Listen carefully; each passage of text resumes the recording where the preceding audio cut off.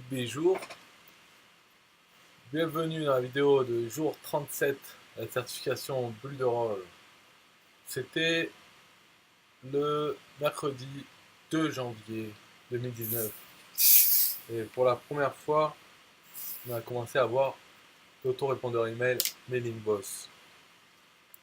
Donc c'était bien, c'est pas mal. Alors Mailing Boss, c'est le deuxième menu là. Mailing Boss, autorépondeur. Et depuis que je suis sur Builderall, je n'avais pas fait Mailing Boss.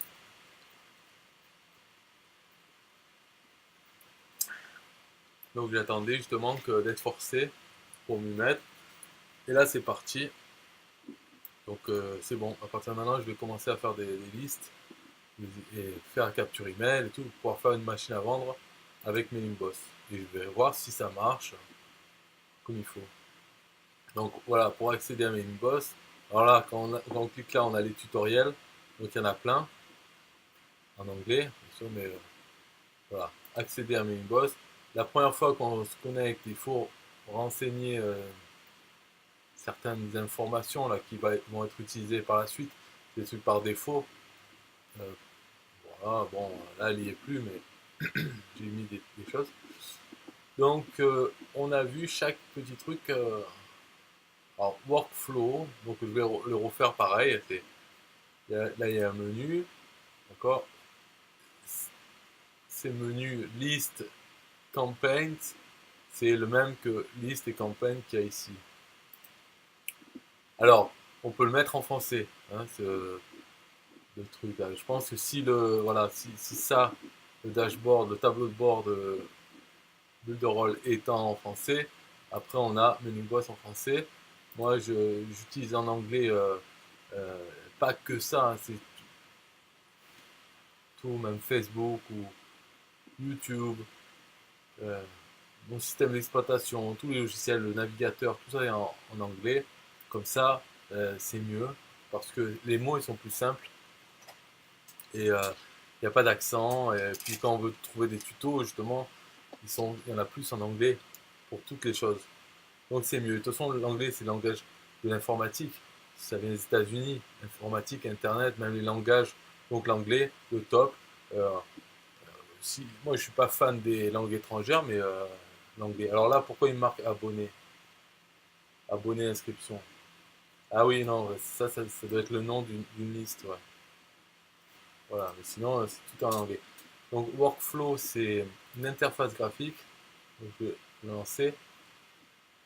Quand on est dans workflow, hop, on a ça. En fait, là-dedans, c'est une représentation graphique de, de nos listes, enfin, de ce qui se passe dans nos listes.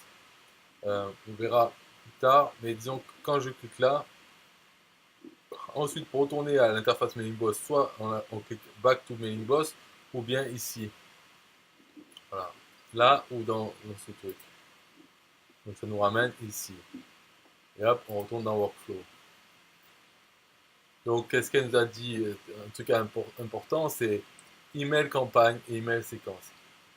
Pour la terminologie. En fait, email campagne, c'est un email, un message email. Voilà, il faut traduire comme ça. Le email sequence, ça c'est une séquence email. Donc ça serait souvent on voit plutôt c'est une campagne email. Une campagne. Et alors que ça c'est juste un message. Par exemple, sur un Weber c'est broadcast. Un email qu'on enverrait. Soit on peut dire par exemple un seul email mais qu'on envoie tel jour, par exemple tant de jours après son inscription ou autre, ou bien un seul email qu'on envoie tel jour, aujourd'hui par exemple, à tout le monde. Donc ça sera là-dedans, campagne email. Et sequence, ben, c'est une séquence de plusieurs emails, en fait, de plusieurs campagnes. Un peu comme ça. Tag, c'est pour taguer les gens. Par exemple, enfin, c'est pour taguer chaque utilisateur pour savoir est-ce qu'il a cliqué, par exemple, sur un lien, si on l'envoie on envoie un email avec une page. En fait, ça s'est bien intégré avec Pixel Perfect. Donc, si on envoie, on fait un site, une page, et on pourra savoir parmi tous nos abonnés email lesquels ont vu cette page, lesquels sont allés sur cette page. Parce que quand ils arrivent sur la page, on peut les taguer. Donc, tac, s'ils sont des abonnés, enfin, Mailing Boss se débrouille avec Pixel Perfect, tout ça, avec votre site, pour savoir, pour pouvoir mettre des tags à nos abonnés. Donc ça, c'est bien par rapport à utiliser un autorépondeur d'un côté et un système de publication en ligne des pages de l'autre. Pour connecter les deux, pour essayer de mettre des tags dans l'autorépondeur, bon, c'est toujours possible, mais après, peut-être plus compliqué. Là, au moins, c'est intégré direct, plus simple. Enfin, surtout, ça marche bien. Et les tags, ça peut être pour d'autres actions que d'arriver sur une page. Ça peut être, est-ce que la personne a ouvert cet email, est-ce qu'elle a cliqué sur un lien. Après, campagne. Alors, email regular, email sequence. En fait, email regular, c'est un message email normal. Regular, ça veut dire normal. Et une séquence. Custom tag. Les listes. Bon, par contre, là, je vais pas créer de liste. Alors, j'en ai deux, mais ça doit être quand j'ai importé des templates. Ça crée, quand on importe des templates entiers ou des tunnels, ça peut importer des listes, créer des listes avec les messages. Donc, peut-être c'est ça. Je sais pas encore regardé. Outils pour les listes. Voilà, alors c'est deux outils. Celui-là, c'est pour si on veut synchroniser des abonnés, parce qu'on peut créer plusieurs listes. Celui-là, ça va servir pratiquement jamais, mais en gros, c'est pour séparer une liste en deux. Si on a une grosse liste, euh, voilà, telle liste, combien on veut en faire de listes, et combien d'abonnés transférer, voilà. Un truc qui sert à rien, enfin, en tout cas que dans les autres autorépondeurs on voit jamais. Ça, c'est pour synchroniser des listes.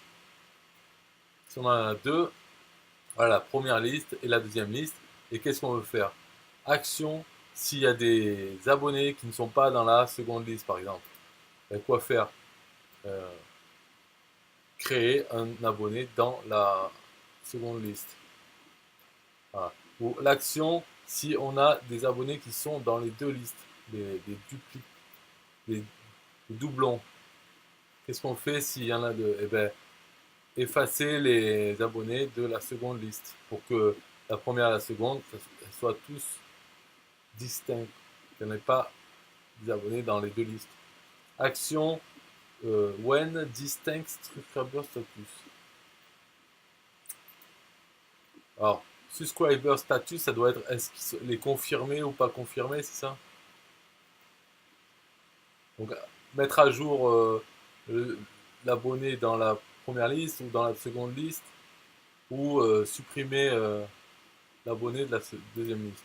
Ma foi. De toute façon, première et deuxième, c'est nous qu'on choisit laquelle c'est, donc il faut l'utiliser en fonction de ce qu'on peut faire après. Souvent, là, on voit que c'est la deuxième liste.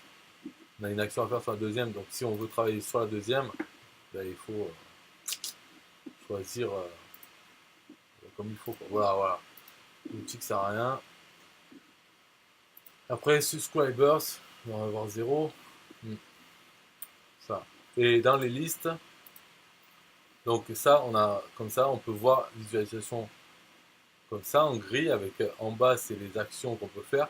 Ça c'est une liste, d'accord, avec des infos et des actions. Et on peut même visualiser sous forme de liste. Donc, un truc mieux, quoi, plus simple.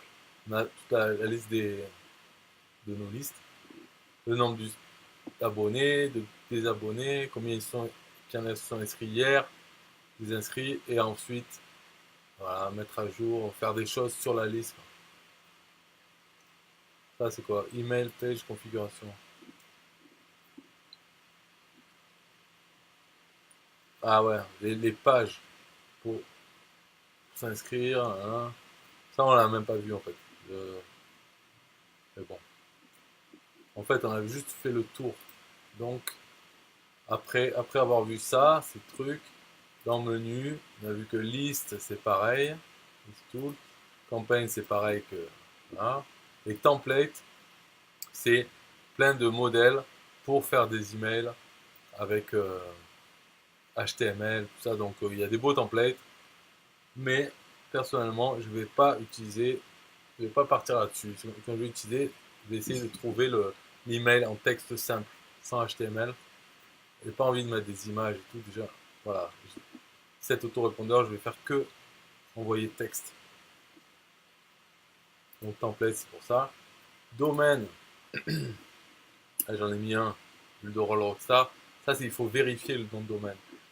Quand on envoie des emails avec Mailing Boss, on peut dire de quel email il envoie. Et donc là, j'ai créé une adresse james@builderallrockstar.com. Et vu que builderallrockstar.com est déjà, le nom de domaine est déjà associé à Builderall, c'est plus facile pour faire la vérification, c'est-à-dire ajouter des choses là, dans le nom de domaine. Par exemple, là, DKIM et SPF. C'est des choses qui sont utilisées par les anti-spam pour vérifier que le serveur qui envoie les emails a bien le droit d'envoyer des emails au nom de telle adresse email, de tel domaine. Donc si on ne l'a pas associé à Builderall, il faut le faire dans le DNS en ajoutant des enregistrements, des records, texte, tout ça, et avec les infos qu'il nous donne. Donc quand on fait create new, on va pouvoir ajouter un nom de domaine, on va nous donner les infos qu'il faut aller ajouter dans le DNS. Donc dans la société chez qui on a pris ce nom de domaine. Après, les clés l'API, parce qu'il y a une API pour pouvoir manipuler en programmant toutes nos listes, les abonnés, faire plein d'actions. Donc il y a des clés, ça c'est secret ça, pour pouvoir programmer et faire des. On va ajouter des abonnés ou autres en programmation. Ou donner à des applications tierces qui ont besoin d'avoir accès à notre compte Mailing Boss. Automation, ça c'est l'automatisation pour voilà, avec les règles normales. Ajouter une règle. Voilà. Trigger, c'est le déclencheur et quelle action on peut faire. Alors, dans les triggers, voilà, quelqu'un qui s'inscrit dans telle liste, alors le bouger ou lui insérer un tag, le taguer. Pareil, quand il n'a pas cliqué ou il a cliqué sur un lien, donc on sait dans quel email, dans quel lien on veut. S'il a cliqué sur ce truc, alors lui mettre le tag, comme quoi il a cliqué. Est-ce qu'il a ouvert une campagne? En fait, c'est un email. C'est vrai que c'est un peu nul là, de dire campagne alors que c'est juste message email, simple. Voilà. Bon, après, c'est juste le mot, il change pas. Une fois qu'on a compris que c'est campagne, ça veut dire un email, c'est bon. C'est juste chiant quand on utilise d'autres autorépondeurs et qui utilisent d'autres mots. Et clé d'intégration, je sais même plus ce que c'est, mais bon. Ah si, ouais. Non, mais bon. Dans Pixel Perfect, des fois, par exemple, quand on ajoute un formulaire et qu'il demande quel autorépondeur on utilise, si on clique ou même dans le checkout, machin, il demande ses clés, mais en fait, il les connaît directement, donc il n'y a pas besoin d'aller chercher à chaque fois. Voilà, c'est tout ce qu'on a vu. Et là, aujourd'hui, jeudi 3 janvier, il va y avoir deuxième partie de Mailing Boss encore. Bye bye.